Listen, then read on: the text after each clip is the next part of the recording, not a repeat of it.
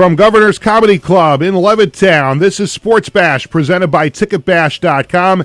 TicketBash.com, where memories are made affordable and where you'll never pay a service fee. Check out TicketBash.com for some great flyaway packages, including Jets versus Dolphins in Miami and Giants Falcons in Atlanta. Sports Bash is also presented by the Ryan Anthony Head Start Fund, a group of like-minded individuals trying to raise awareness to our future generations of all possibilities of success other than just going to college. For more information, visit www.lookwhomadeit.org.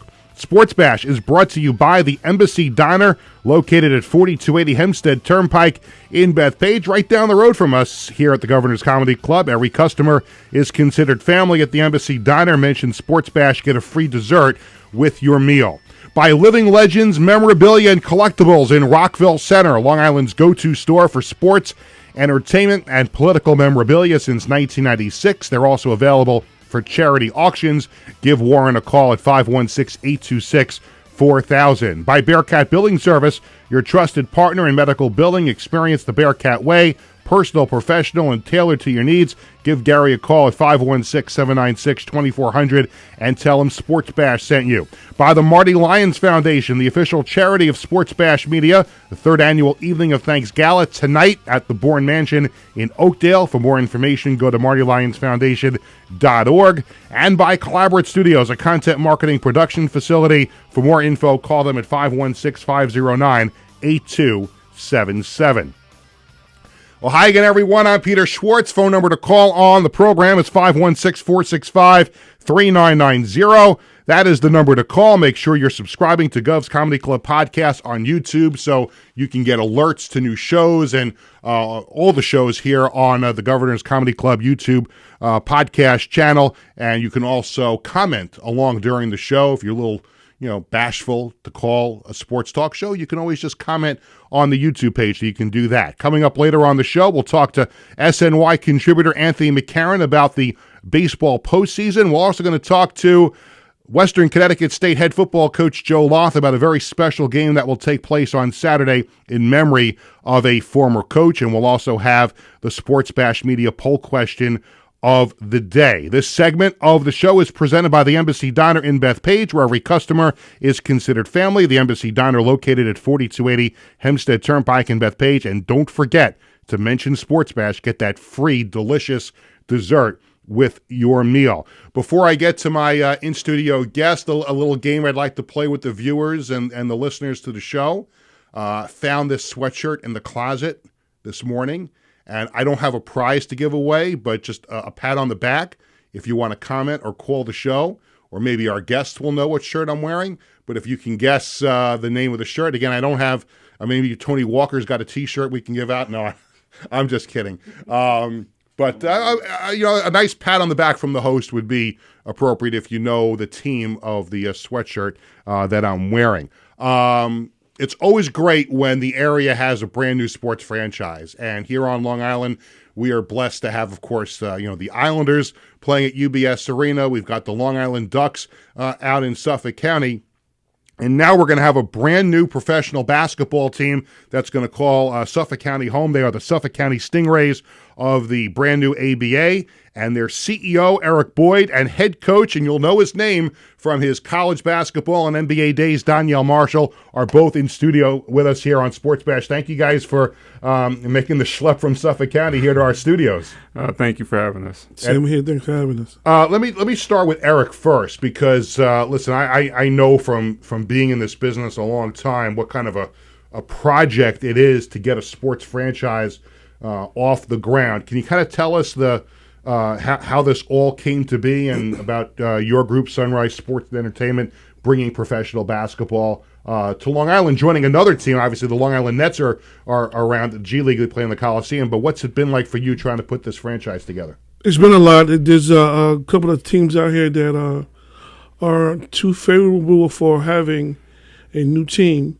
But we don't want to talk about that. But as far as Sunrise Sports Entertainment, we started in the high school situations to where we started back in 2020 to where we wanted to bring all the high schools from other states on the Christmas break to play against each other.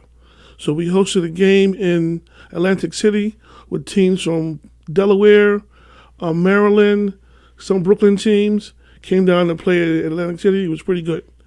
So we also hosted a turkey bowl in Brooklyn at the Brooklyn Cyclones Stadium. So once we were into the sports situation, this kind of fell into our lap and saying, hey, you never know, you can have a professional team and see how it works. So I spoke to Joe Newman, who's the president of the league, spoke to his daughter. They kind of convinced me to try it. So I jumped in with both feet and hands, and so far so good. We've been lucky to get a great coach, Donyell Marshall, who came along just in time because we didn't have a coach. So when I met with him, he felt good about the meeting, and he decided to say, you know what, this feels good. I'm going to try it and see how it feels. And Donyell, you've obviously experienced everything in the world of basketball, from your great career at UConn to playing in the NBA for 15 seasons. So to take on this opportunity to be the head coach of the Suffolk County Stingrays, how excited are you about this? Definitely very excited. I retired in 2009 from playing in the NBA, and then my first year out, I did the pre- and post-game show for the Sixers. When I did it, we don't like the Sixers around here. I mean, especially after I'm that from playoffs. Philadelphia area. I grew up. That's who I still root for and stuff. I'm sorry. So, but we had a nice playoff series against the Knicks last year. I'm just kidding. So after that, I started coaching in college. I did that for a year. Then I coached in the G League for the Boston Celtics G League team. The main Celtics now, right? Yeah, they were the main Red Claws when I coached them. Now they're the main Celtics. Went back into college. Was fortunate enough, I was with a very good Buffalo team who had Nate Oates, the head coach of Alabama, was there. We made the tournament. I parlayed that into becoming the head coach at Central Connecticut State. I was there for 5 years. Things didn't work out there. After 5 years, we basically didn't renew contract. Then I've been in the G League for 3 years. And then I've been home, back here on Long Island for a couple months. Started on personal training. Mutual friend. I walk into the gym one day. He was like, "You want to be a head coach again?" I'm like, "Of course I do." He's like, "I got an opportunity for you." I sat down with Eric and a couple other people. I went home and sat on it for like a week or two, and then felt like it was a good opportunity, and now we're here. What was it about this opportunity that struck you and got the juices flowing again to want to get on the court and be on the sidelines again? Like I said, I've been coaching the last 3 years. Being an assistant and being a head coach are two totally different. I think for me to be able to run the team, have pretty much all the say-so into who I wanted to be on the team as far as from tryouts and, watching film, to be able to pretty much, Eric lets me run my program, let me do everything that I want to do.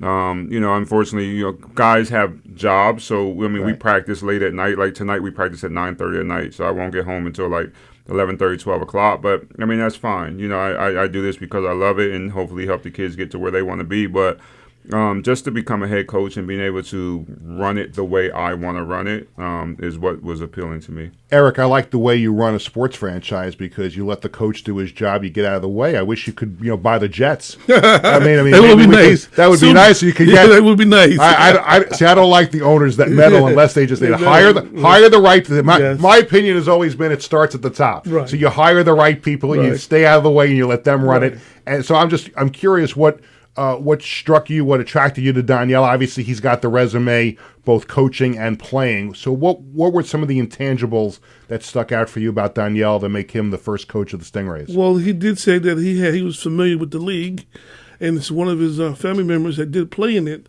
So we felt like that was a plus because he understands what the league is about.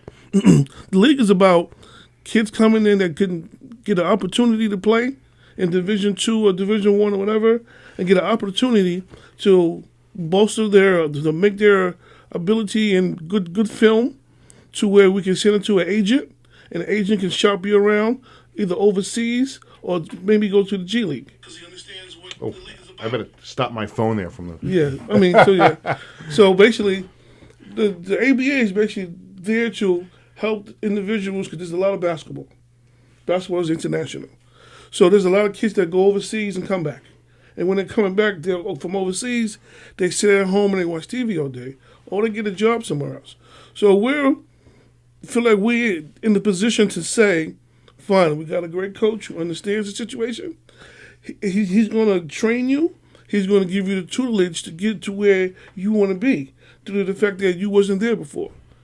I've seen some of his practices, and he does a lot of situations that are very, very professional compared to the kids that just play summer ball, just to be out there. He's not just standing there on the sidelines. He's giving instructions, and the kids are learning how to play the basketball game. So if they were to go overseas, they will be disciplined and listening to a coach. Eric Boyd, the CEO of the Suffolk County Stingrays, and their head coach, Donyell Marshall, my guests here on Sports Bash as the Stingrays are getting ready for their first season in the ABA. You'll be playing most of your home games at Stony Brook, but the first home game on January 18th is at SUNY Farmingdale. They have a great facility there as well. So you have to feel fortunate that you are playing in these Stony Brook's arena is magnificent. Yes. To be able to play in those two. It really is. So did you feel like that was when you're starting a team, obviously finding a home venue has to be one of the most difficult things to do, and you lucked out, really, I would think. I did know about Stony Brook from going. I went to SUNY. I'm a little older now, but when I went to SUNY and we played Stony Brook, that arena wasn't there yet.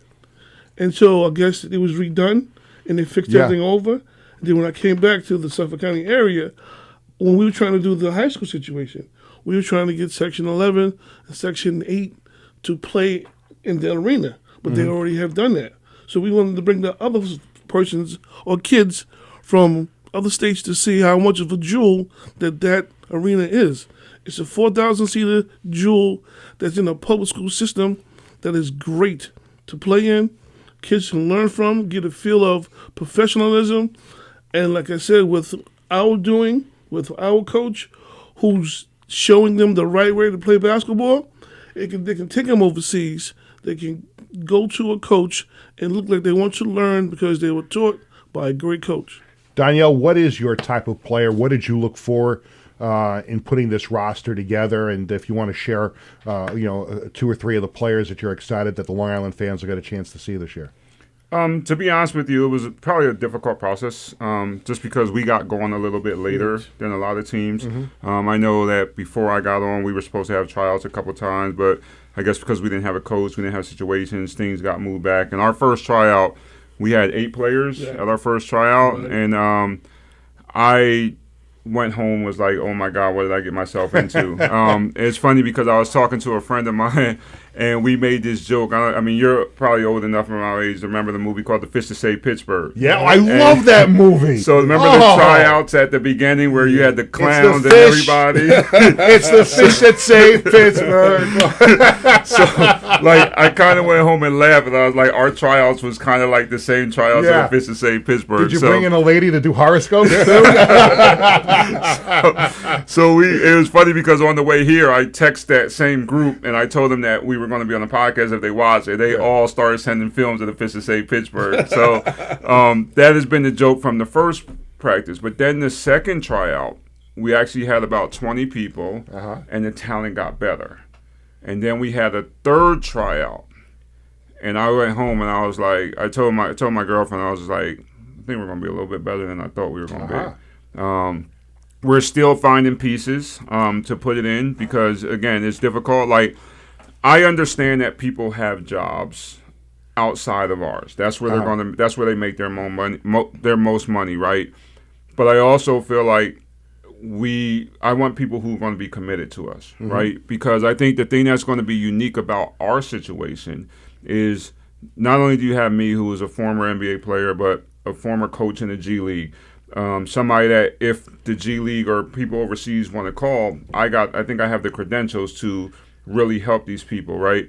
Then we have a player, Terry Roberts, local player, played at Georgia, was with the Long Island Nets. I remember him from last year, yes. So he's playing with us, right? So people want to know, the Long Island Nets, other G League teams want to know how he's doing. So he's going to be playing with us. He's going to bring those people to come watch, right? We have Mike Alamansi, right? He was in the Knicks G League tryouts.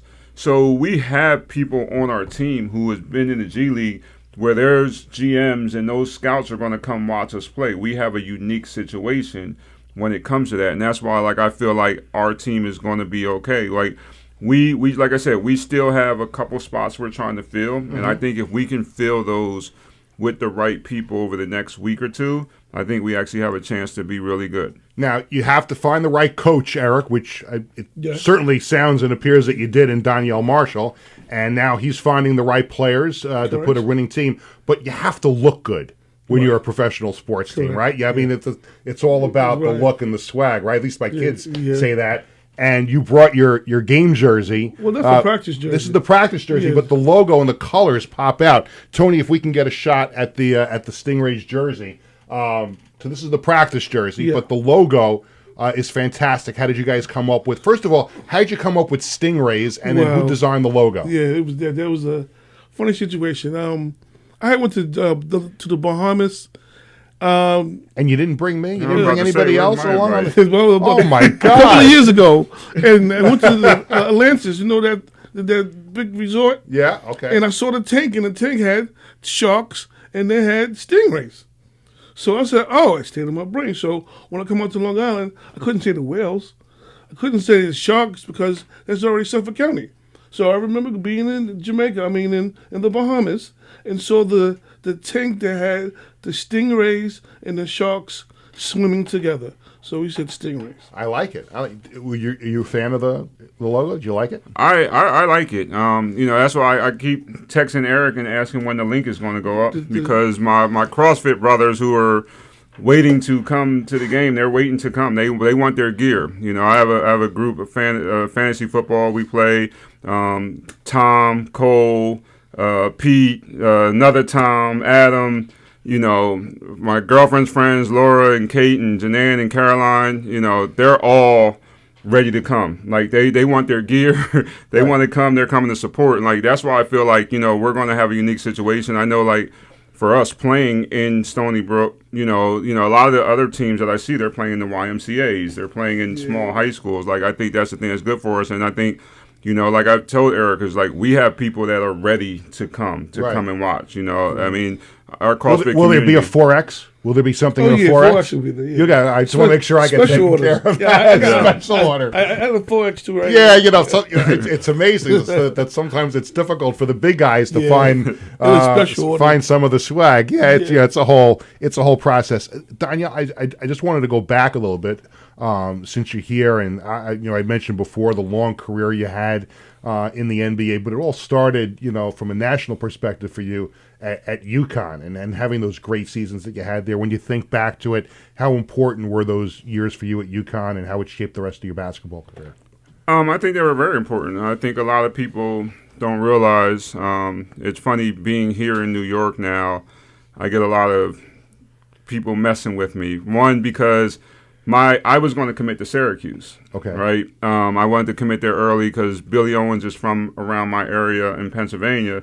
So he's a little older. That's who I grew up idolizing and stuff. I was going to sign with Syracuse. My mom didn't. My mom wasn't really a fan of Jim Boeheim. She thought he was a little too lenient. She wanted to have somebody who was going to be like more structured, more on me when she wasn't around. That's pretty much how I committed to UConn. Calhoun, I remember being on my official visit, they lost the exhibition game the night before, and they ended up having like a 4-hour practice, and I was just like, I don't think I can do this. But for me, it ended up being the best thing. Big East Player of the Year, 93, 94. That's what I'm saying. It helped me grow. Yeah. I also I wanted to go to a team because if you look at my freshman year, they had a player named Chris Smith, who's the all-time leading scorer at UConn. My sophomore year, Scott Burrell was the guy. So I didn't want to necessarily be the man right away. I wanted to be able to learn because everywhere I've been a late bloomer. So I felt that was the right situation for me.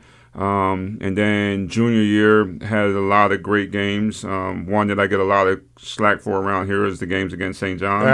And they're going to be back on top now soon with Pitino. He's doing a great job. He's doing a heck of a job. If you look at the 3 toughest games UConn had in conference play last year were against St. John's. Yeah. He's doing a heck of a job, and I think between UConn and Marquette and Creighton and St. John's, the Big East is starting to get back on top. Do you like the landscape of college sports now with the portal and the money and all that stuff that's going on? It's a completely different landscape in college sports. It's totally different landscape. I think I don't have a problem with the NIL because I felt that was something that I've always felt that should have been there. Like, I do sit back and right before we came in, I got a text about the quarterback from Miami, how he bought his whole lineman diamond necklaces and diamond chains and stuff. So obviously he's making a lot of money. And I think back to when I played where I could barely get, food on the side. But these players deserve it. I think the biggest problem I have is probably the transfer portal. Yeah. I think that needs to get under control a little bit. It's the chaos. It's definitely a chaos. And I also feel like it's hurting high school kids, because like, a lot of teams aren't even recruiting high school kids anymore. They're recruiting the portal, and high school kids are becoming secondary. And so you're getting really good players that are going down to Division II and Division III. And that's in every sport. It's not just in basketball. Exactly. It's all over the place. Exactly, right? And stuff. But I just think again, I feel like you should have the freedom to be able to transfer, but I think it just needs to get under control a little bit. Eric, let me close with you. Obviously, again, congratulations on forming the Suffolk County Stingrays. For people who want to get ticket information and schedules and all that stuff, and and find out about the latest about the Stingrays, how can they do that? They can go to our website. It's the abastingrays.com, and we have a website there. We have an Instagram page at Stingray. Yes, I think it's ABA Stingrays, right? Yeah, ABA Stingrays. Yeah, and there are links. We'll have our links on there. We're hooked up with Ticket Bash to where we can have our tickets on certain avenues, as far as Ticketmaster, Vivid, SeatGeek, whatever he hosts on his. You're talking about Vinny Tickets, the CEO of Ticket Bash, right? Partners with the Stingrays. Yes. Well, I can't thank you both enough for coming in, and congratulations. Best of luck. I can't wait to come out and see a game. Hopefully sporting some Stingray swag. If you can sew a few shirts together, that'll fit me. Can I try to name that team? Oh, yeah, name the team. Hudson Valley Renegades. That is incorrect. Oh, okay. That's right. I could tell now. It's we're friends. It's the New York, New Jersey Hitmen from the XFL. Oh, back in 2000, I was their radio announcer in 2001. Okay. So that's what it was. Okay. Yeah. But I know they sold a lot of merch, so you guys got a great logo. Yeah, the merch is coming. You're going to do well with that. Yeah, the merch is coming. Thank you guys very much for coming in. Enjoy. Looking forward to coming to a game. Thank you for having us. Still more to come on Sports Bash. Coming up next, I'm going to be joined by SNY contributor Anthony McCarron. It's a busy offseason coming up for the Yankees, the Mets, and all of Major League Baseball, and Anthony is going to join me to talk about it when we come back right after this. Hi, I'm Peter Schwartz. And I'm Vinny Tickets. We want to take a moment to talk about our fantastic sponsor, the Embassy Diner. Embassy Diner has been a beloved staple in the restaurant industry for over 50 years. And the great thing about it is when you walk through the door, you're not a customer, you are family. Every visit promises to be filled with warmth, love, and respect. And here's an extra treat. If you mention Sports Bash during your visit, you enjoy a free dessert on the Embassy Diner. Come on down to the Embassy Diner, where great food and great company are always on the menu. Visit the Embassy Diner, located at 4280 Hempstead Turnpike in Bethpage. Hi, I'm Peter Schwartz. In 1982, the Marty Lyons Foundation began with a single heartfelt mission: to bring moments of joy and hope to critically ill children by granting wishes that make their dreams come true. Since that day, we have touched the lives of over 8,500 families, raising over $43 million to grant wishes that offer a beacon of light in their darkest times. These precious wishes cost an average of $6,700 each, and your support is crucial to our mission. Every donation, big or small, makes a difference. And with 76 cents of every dollar going directly to supporting our families, you can rest assured your support truly changes lives. The Marty Lyons Foundation operates 11 chapters in 14 states now, working tirelessly to reach as many children as we can. This dedication goes hand in hand with our commitment to transparency and accountability, earning us top ratings on Charity Navigator, Great Nonprofits, and Candid. which underscores our dedication to those we serve. The Marty Lyons Foundation grants wishes to children ages 3 to 17. And what really makes this foundation so special is our willingness to grant not only a first wish, but also consider a second wish to a child who continues to battle a life-threatening illness. We stand by these children, offering them hope and strength through the power of dreams, giving our children the courage to wish for more. What's your purpose in life? Is your purpose in life to live in the big house and drive the nice car? No. Your purpose in this life is to make it a little bit better for those that follow and realize that we live for today to see a better tomorrow. Visit MartyLyonsFoundation.org to learn more and get involved. Welcome back to Sports Bash, presented by TicketBash.com. I'm Peter Schwartz. This segment of Sports Bash is presented by the Ryan Anthony Head Start Fund, a group of like-minded individuals trying to raise awareness to our future generations of all possibilities of success other than college. For more information, visit www.lookwhomadeit.org. Want to say congratulations to David Cohen on X and Twitter. He's at 9 on Twitter. He won an Islanders item from our friends at FE Apparel. Thanks again to Terrence Toe from FE, who joined us on Tuesday's show. FE has a great new line of NHL apparel. Don't forget you can use the code BASH25 at checkout for 25% off your order at fe-apparel.com. Once again, thanks to Eric Boyd and Donyell Marshall from the Suffolk County Stingrays for joining me on the first segment. Now we switch gears and talk baseball hot stove. The offseason well underway, and joining me via Zoom to talk about what the Yankees and the Mets and the rest of Major League Baseball might do this coming offseason that we're currently in is my good friend Anthony McCarron from SNY. He's an SNY contributor, and he joins us here on Sports Bash. Thanks for taking some time out and joining us. As we get this baseball postseason underway, I mean, there's been, a couple of, moves by the locals, but obviously, the big elephant in the room is the Juan Soto sweepstakes. And one of the great things for me about doing this show is that I am not subject to the embargo that Boomer and Gio have on WFAN, not being allowed to talk about Juan Soto until something happens. So I can bring that up here. I wonder, I don't know how you feel about it. This is how I look at it. I think if he winds up just going to the highest bidder, I agree with you. I think he's going to the Mets. I think Steve Cohen will write the biggest check. There's no doubt in my mind that would happen. The only way I see him going back to the Yankees is if he says to his agent, Scott Boras, look, I loved my year with the Yankees. We went to the World Series. Maybe it's the start of something big. I want to be a Yankee. Go get it done. And then they go to Hal Steinbrenner and say, this is the number. And either Hal Steinbrenner says yes to that number or no to that number, and then he goes somewhere else. But I think that's the only way he goes back to the Yankees, is if they give the Yankees a number and the Yankees say yes. If it winds up being a back-and-forth bidding process, I don't know how the Yankees match that offer. Yeah, that's a fair point, Peter.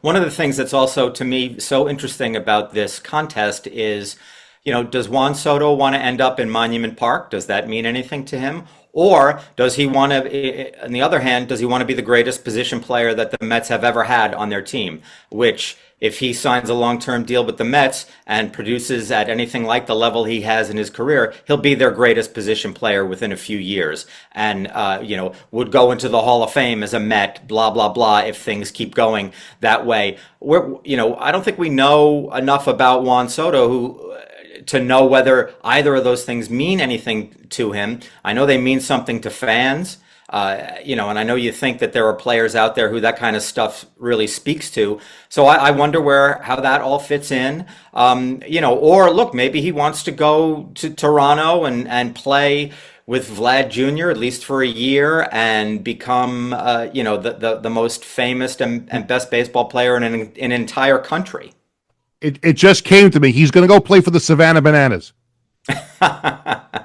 Oh man, can you imagine 1,000 across the board and on base percentage, and it would just be ridiculous. Yeah, it would be crazy. Anthony McCarron, SNY contributor, is my guest here on Sports Bash as we talk about the baseball postseason. Let me get specifically into the Yankees and Mets, and obviously it was a really special baseball season, and I think we can safely say that, even though it didn't result in a world championship, but the Yankees got to the World Series against the Dodgers, and the Mets, obviously, they came out of nowhere, no expectations really at the beginning of the year, and they fight at the end of the year, get in the playoffs, and shock the Brewers, get past the Phillies, and lose to the Dodgers. Then the Yankees wind up losing to the Dodgers in the World Series. Let me start with the Yankees. The Juan Soto sweepstakes aside, what do you think is on their to-do list during the offseason? Where can they get better, and what do you think winds up happening? Maybe a player or two you think the Yankees are going to target this offseason. Well, the first thing they need to do, in my mind, and I know this has been a topic following that nightmarish inning in the World Series clincher for LA, where the Yankees just were abysmal in the field and let a game get away there. They're not a good fundamental team. And I know that Brian Cashman and Aaron Boone have pushed back a little bit on that, and that's fine. I know they're defending the flag there, and I get it. But I don't think that they can feel in their heart of hearts that they're anything more than a poor fundamental team. I know the fifth inning of the Dodger game in Game 5 was not an example of the usual culprits on the Yankees doing poor fundamental things. I mean, Aaron Judge is a good outfielder. He dropped a fly ball. Anthony Volpe is a good defensive shortstop, and he made a poor throw. I don't know what happened on Rizzo and Cole at first base, but whatever. We don't need to dissect each thing. But yeah, I'm actually sick of talking about it, but I figure I have to ask you about it. Yeah. But throughout the season, they made it pretty clear that kind of bungling was in their DNA. It hurt them earlier in the World Series, and it was obvious. And so that was a thread throughout the entire 2024 year. It's something that has to change. Part of it, and I don't mean this as a slam at Aaron Judge, I wonder if they would be better with him out of center field, just because the wear and tear on him would be less. Mm-hmm. He's already an incredible offensive player. And he's a very, very good outfielder. I mean, it's almost like an awful circumstance for him that he dropped that fly ball, because people are going to have that in their heads. But he's really a terrific outfielder. Anyway, that's where they've got to get better at first. To me, they've got to tighten up their defense. They've got to tighten up. They're in a terrible base running team as well. A lot of the metrics show that pretty plainly. They've got to clean that sort of stuff up. There's a lot going on with them. They need to retool the bullpen. They've got some free agents there. They need to figure out where does Jazz Chisholm play, second base, third base, and if he's not, whichever one he's not at, who plays at the other one. Willie Adames to me comes to mind as a potential third baseman for them. But all of this is connected, and this certainly goes for the Yankees, connected back to where does Juan Soto sign? Yeah. Because that's the first domino that's got to fall, and then everything else. It certainly would be convenient for the Yankees and Mets and everyone else involved if Soto signed before the winter meetings. I don't think that's going to happen, but certainly that would be. But you'd be able to clear your business on what needs to happen based on where he goes and where your money can be allocated and all that sort of stuff. The Yankees actually have starting pitching. They actually could make a trade off of their rotation. Now that Cole is back with that whole option thing being taken care of. So, look, to me, they've got to figure out first base. If they sign Juan Soto, do they then play young players at some of the open positions? Like, is Ben Rice the first baseman by default? Is Oswald Peraza does he come up to take second base or third base? Because the Yankees have just laid out, and I'll just throw out my imaginary figure, $700 million on Juan Soto. That would be unbelievable if that's the paycheck. That's unbelievable. Yeah, that's where I'm starting at. Who knows? But we'll find out soon enough.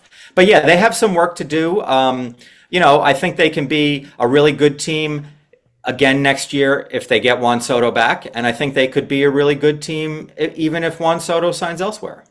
How about the Mets? Let's go over from the Bronx to Queens, and obviously the Mets have a lot of decisions to make as well. It's going to be probably just as busy, if not busier, offseason for the Amazons as it's going to be for the Yankees. And I think obviously just from a Yankees perspective, and even also for the Mets, while the Juan Soto domino has to be the first one to fall for the Mets, they have another big domino, and that is Pete Alonso. And you've heard Pete say all the right things about how much he loves New York and how much he loves being a Met. And I think his big home run in the playoffs obviously, swung a lot of Met fans back in his direction. They'd love to see him back. What do you think is going to wind up happening with him?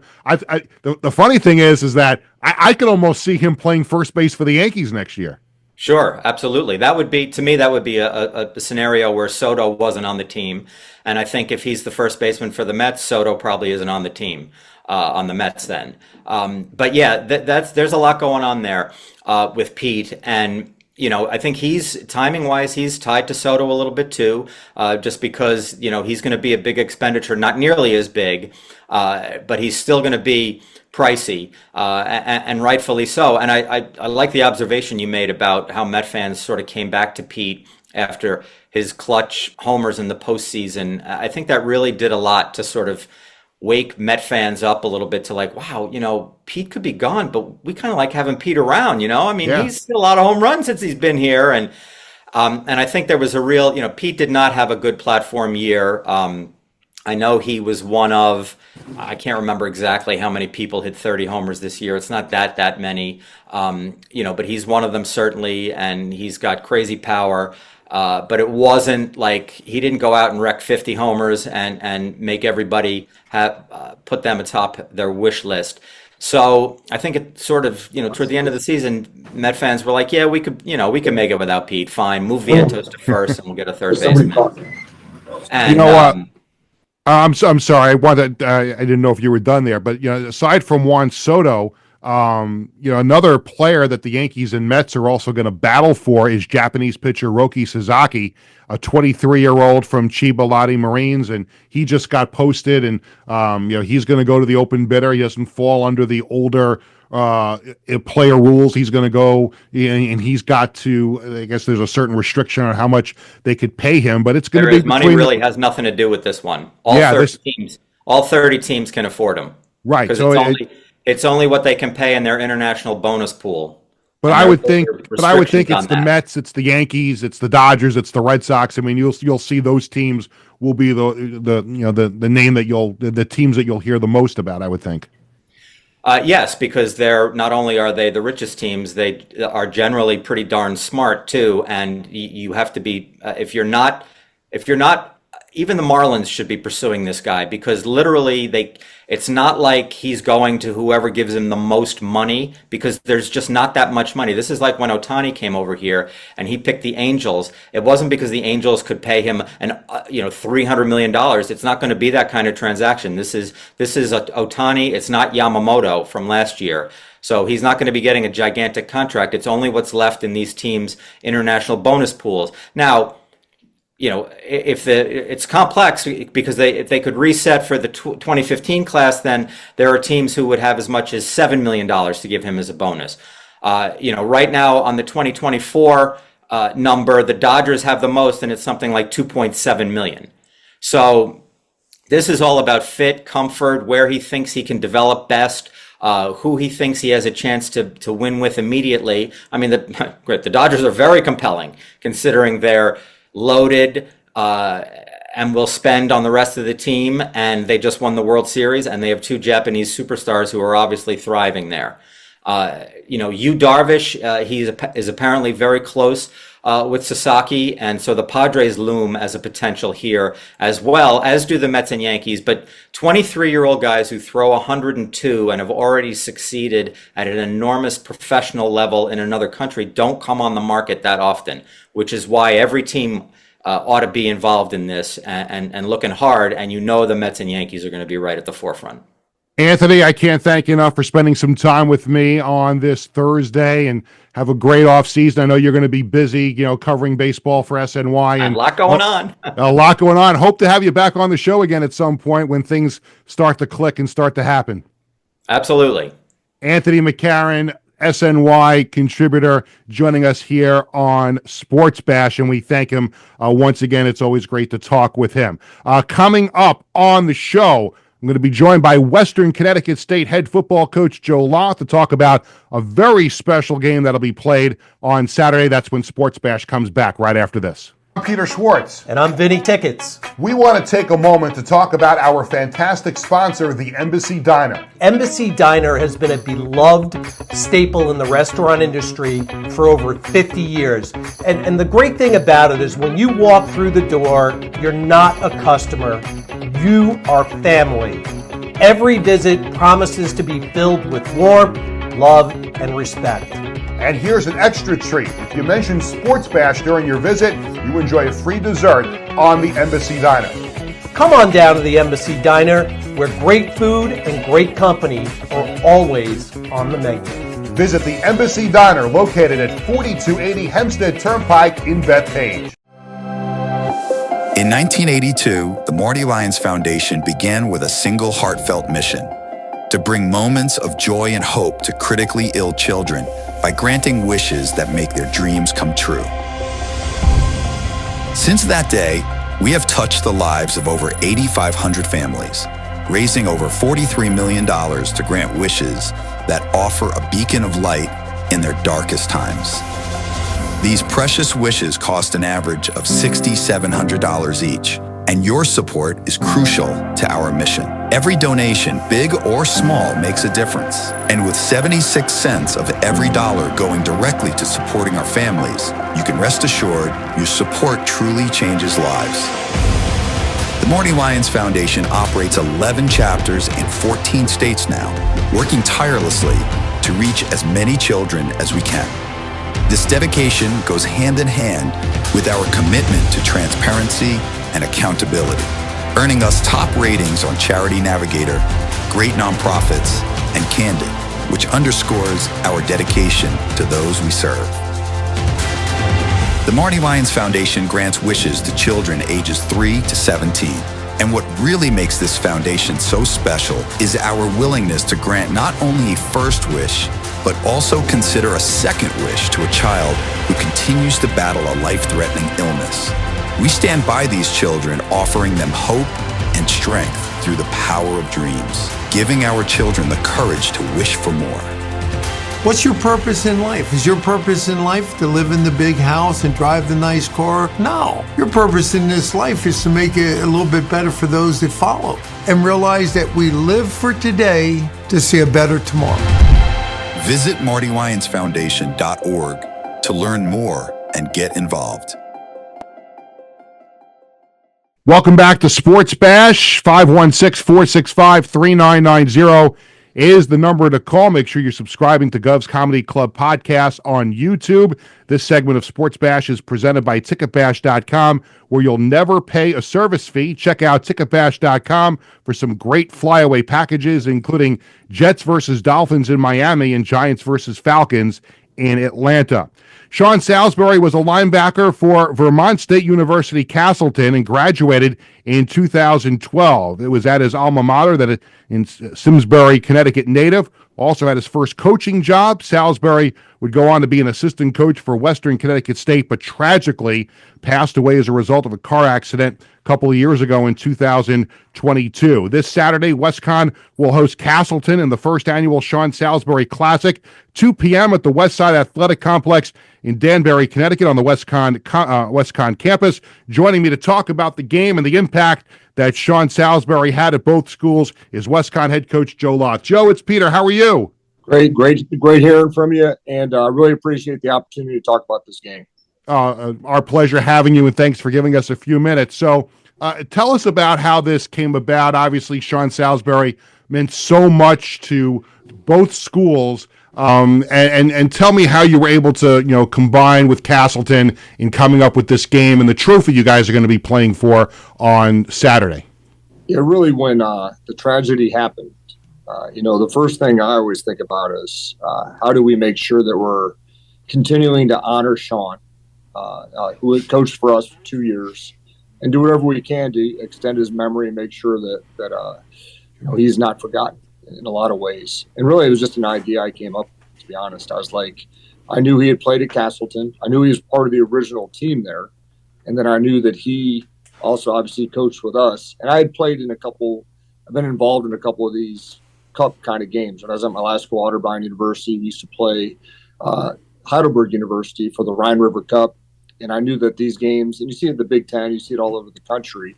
And it just adds more significance to a game. Kids enjoy playing for these, but also is a way to kind of combine that with honoring Sean and really keeping his memory alive as long as we can continue to do this series. What kind of coach, player, and person was Sean? Well, he's definitely a player's coach. Our guys still talk about Sean.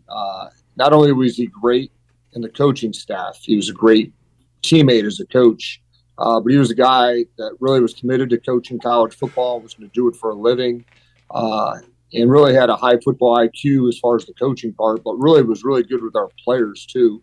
Our players gravitated to him and loved playing for him. And this is going to be a fun afternoon because it's going to, like you mentioned before, it's going to be like a bowl game. You're playing for a trophy, and there's a lot on the line, for both teams, especially for your team trying to get into the playoffs. So this is going to really be a fun atmosphere with the trophy, and also you're going to have a player of the game for each team as part of this on Saturday. And I can't imagine how much the rest of the coaches and the players are looking forward to this. Yeah, I know us as coaches and our seniors who played for Sean have a lot. This is a super meaningful game, super meaningful. But their head coach at Castleton played with Sean as a player on his team at Castleton and stuff like that. So I know it's going to be a super meaningful game for them also. So just an interesting game. It's going to be super emotional for a lot of our guys and our coaches and stuff like that. So there's a lot of meaning to this game, and we're super excited to play for it. Obviously we're playing for the ability to play in the postseason also. But this is above that, to be honest. This means more to us than anything. And I know that there's efforts to raise money for the Sean Salisbury Scholarship at his foundation, so I'm sure there'll be some funds raised as a result of this game. But how else could people help if they want to make a donation to that, to the foundation in his name? Well, probably the easiest way that the average person could just go onto Facebook, look up the Sean Salisbury Foundation.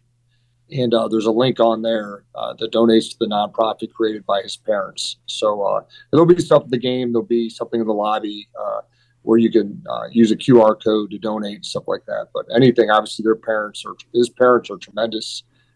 They're a big fan of both Castleton football program and the Western Connecticut football program. And they've done a tremendous job. There's a softball game in the summer, actually, that raises money. It actually was the Western Connecticut coaches against these Castleton coaches this summer in a softball game. Who won? We won. Of course we won. Because once again, that was a meaningful game for us as coaches.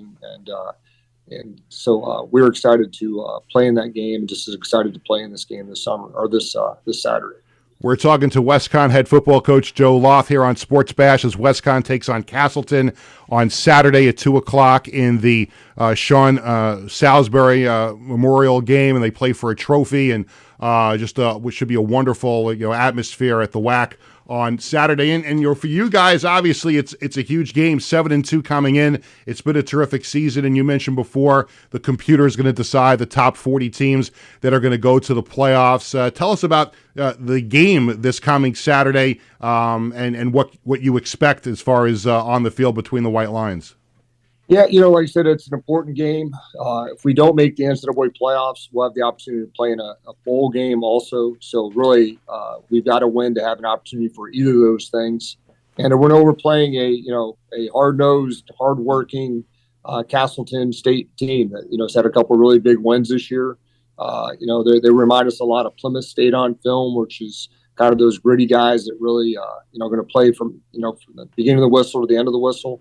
So we know we got to come out and play our best game. We know we got to start fast. We know we got to be great on special teams, all those things that you need to do to win football games. And ultimately, it starts with turnovers. We got to make sure we're hanging on to the football. You guys beat Framingham this past Saturday, 76-18.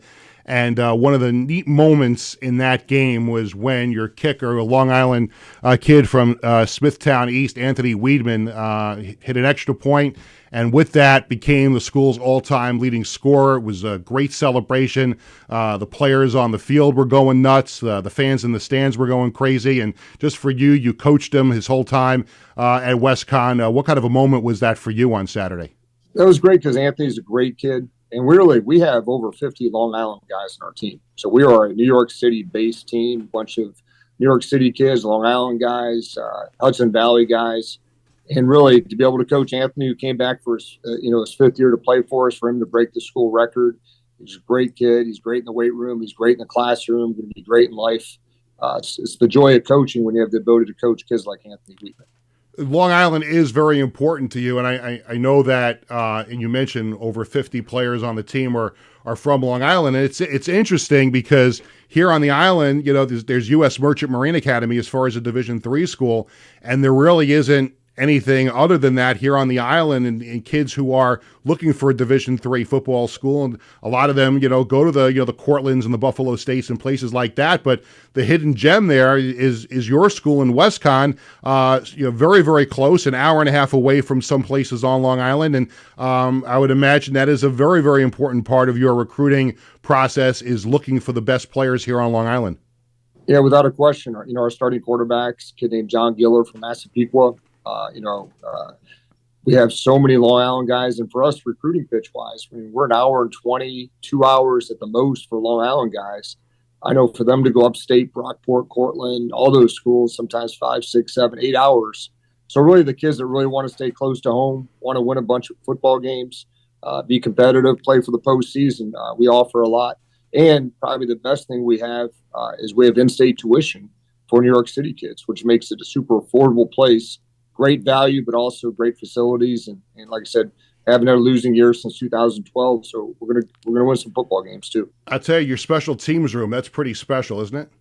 Yeah, really. We have our returner. I think Serge, who is a step-in-at kid, is third in the nation in punt returns, and Anthony's a great kicker, great punter. Special teams have been a key for us. It's going to be a key for us on Saturday too. I have to ask you a question because, listen, just to be completely transparent, people who watch the show know this, and people that follow me on my other platforms know my son Bradley is a freshman on your football team, a student athlete at WestCon, and I don't know if he followed through on this homework assignment that I gave him at the beginning of the year, but I know that you're a big Cleveland Browns fan. And I have to ask the question, I don't know if Bradley followed through on this, but have you seen the movie Draft Day? I have seen. That's our last NFL championship, actually. Well, I have to. So Bradley and I watched that movie.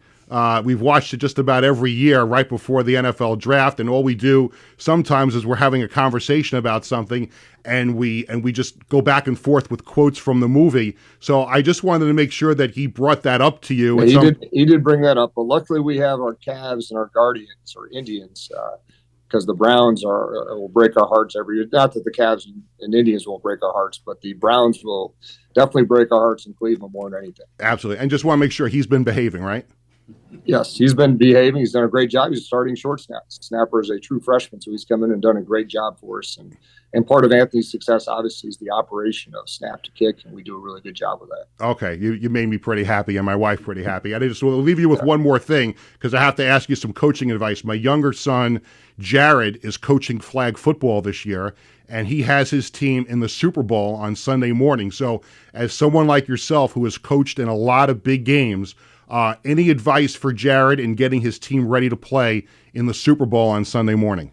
Well, I assume if they're in the Super Bowl, he has to do nothing to get them ready to motivate them to play. And the biggest mistake a lot of coaches make is changing too many things for a big game. I'd say just do what you're doing. Kids are going to be ready to play if it's that big of a game, and not overthink it. Awesome. Thank you so much for spending some time on the show, and this is going to be a terrific event on Saturday, WestCon in Castleton, with a great trophy on the line in the memory of Sean Salisbury, and looking forward to being there for the game, and see you on Saturday. Yeah, see you on Saturday. Once again, appreciate you helping us promote this great game. Awesome. Joe Loth, the head football coach at Western Connecticut State with that big game coming up on Saturday and a chance for the Wolves to knock on the door for a playoff spot. And if that doesn't happen, even with that win on Saturday, an invitation to a Division III bowl game, that could be in the offering for them as well. We'll find out more about that on Saturday night and maybe even into Sunday. So good luck to the Wolves on Saturday against Castleton.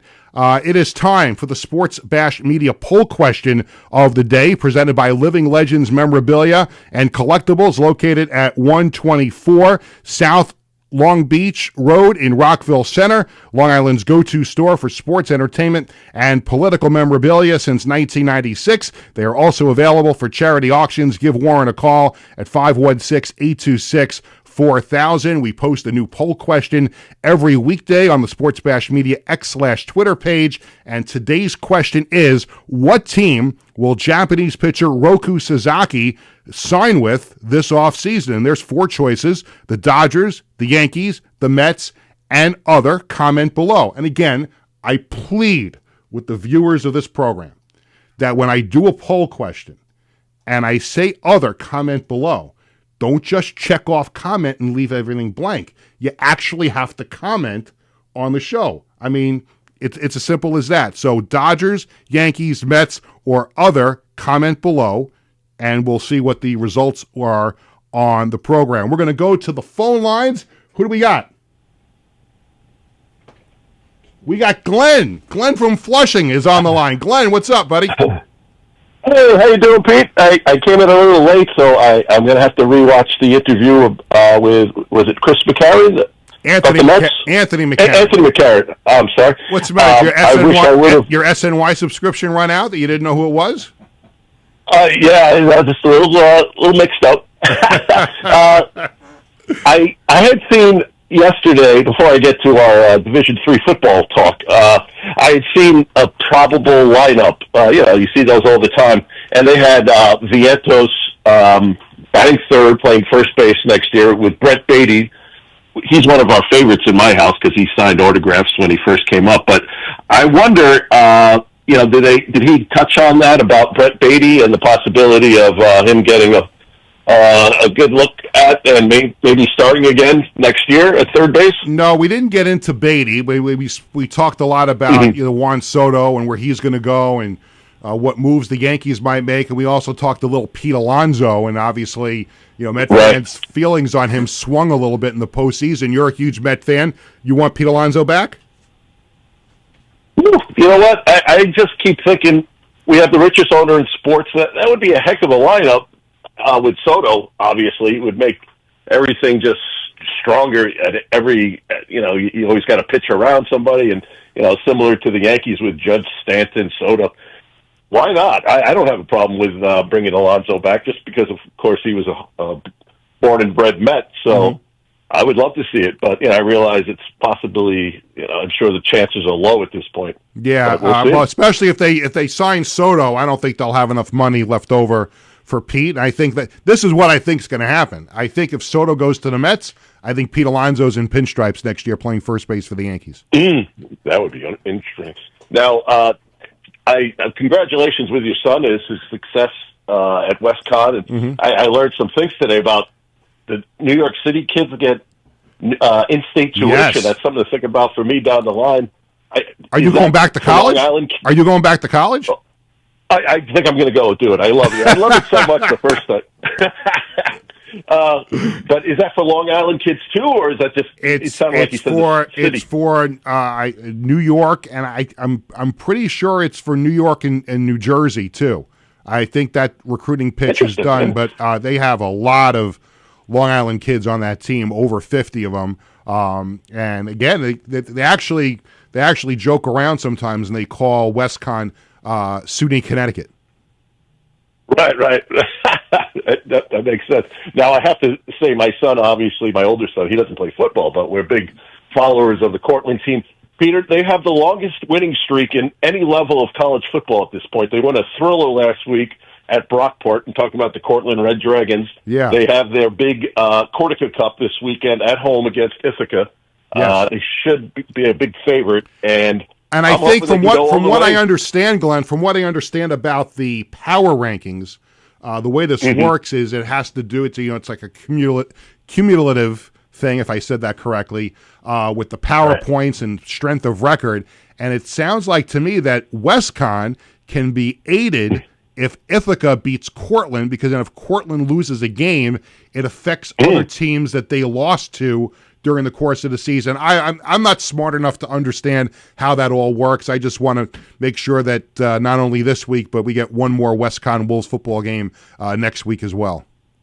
Well, I wish you best of luck, but I can't root for against Cortland. But I understand that, but just because we can't agree on that doesn't mean we can't still be friends. Oh, yes.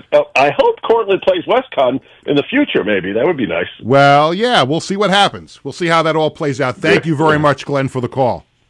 All right, Pete. All the best. Take care. Thank you. You too. I do want to get to some comments that were made earlier in the show. I'm going on the YouTube chat. Jake Kristen said Stingrays for life, and we loved having the guys from the Suffolk County Stingrays in the show. Of course, my son Bradley had to poke his nose into our business here, and he did know, of course, that my sweatshirt was the New York, New Jersey Hitmen of the XFL. But here's where you were wrong, buddy. You said 2002. It was 2001. But you were right. It was New York, New Jersey Hitmen, but it was 2001, not 2002. And thanks to Glenn for calling in. I have to tie up some other business. I do want to also mention we do love our sponsors here on the program, and we would love to have more sponsors join the Sports Bash media family. So we have posted some information on the screen right now. If you would like more information about becoming a sponsor of Sports Bash, you can email me at peter@sportsbashmedia.com. We've got a couple of great packages that you could choose from if you are a business here on Long Island or in the area. Again, really, it's not just Long Island, it's all over the place. We're on YouTube, so you can you don't have to be on Long Island to be a sponsor of Sports Bash. So check out the information we've got on the screen, and send us an email if you are interested in becoming a sponsor. Let me tell you what's coming up next week on the show. On Tuesday, I'm going to be joined by Axia Times founder John Canaris. Axia just unveiled its first batch of 2024 college football playoff designs. Only the field of 12 teams will reach production for that watch. John is a Long Island native, played lacrosse for Baldwin High School and the University of Pennsylvania, so we will have that on Tuesday. And we just found out about this before we went on the air, literally minutes before we went on the air. We have booked a great guest. Now, the week of Thanksgiving, as of right now, we only have one show the week of Thanksgiving. It will not be on a Tuesday, and it will not be on the Thursday because Thursday is Thanksgiving. As of right now, we are only doing a show that week on Wednesday. We are negotiating with Tony to do a show on Monday that week. We have to have our lawyers are going to have to talk to his lawyers, and if we can figure it out, we'll have a show that Monday as well. But right now, the only show Thanksgiving week is going to be on Wednesday, November 27th at 1 o'clock. Just found out before the show, via Zoom that day on the show, will be one of the great musicians to ever come out of Long Island. He is a member of Billy Joel's band, and of course, you know him from his years and years of, it was first Big Shot, now it's Mike Del Giudice in Big Shot. Mike Del Giudice is going to be our special guest on November 27th, so we're looking forward to talking to him about music, his own music. Yes, the cast of thousands watching here at Governor's Comedy Club are in approval of that. We'll talk to him about his career, playing with Billy Joel, the end of the residency, but Billy continuing to tour as well. So we are looking forward to that on November 27th. That will do it for this edition of Sports Bash, and it was a busy one presented by TicketBash.com. Thanks to my guests Eric Boyd and Donyell Marshall from the Suffolk County Stingrays, SNY contributor Anthony McCarron, and WestCon head football coach Joe Loth. Also thanks to Tony Walker and everyone here at Governor's Comedy Club in Levittown. Sports Bash is presented by TicketBash.com and the Ryan Anthony Head Start Fund. Sports Bash is sponsored by the Embassy Diner in Bethpage, by Living Legends Memorabilia in Rockville Center, by Bearcat Billing Service, the Marty Lyons Foundation, and Collaborative Studios. For our entire crew, I'm Peter Schwartz saying thank you for watching and listening. Sports Bash returns this coming Tuesday at 1 o'clock. Have a great weekend, everyone. Go WestCon Wolves on Saturday.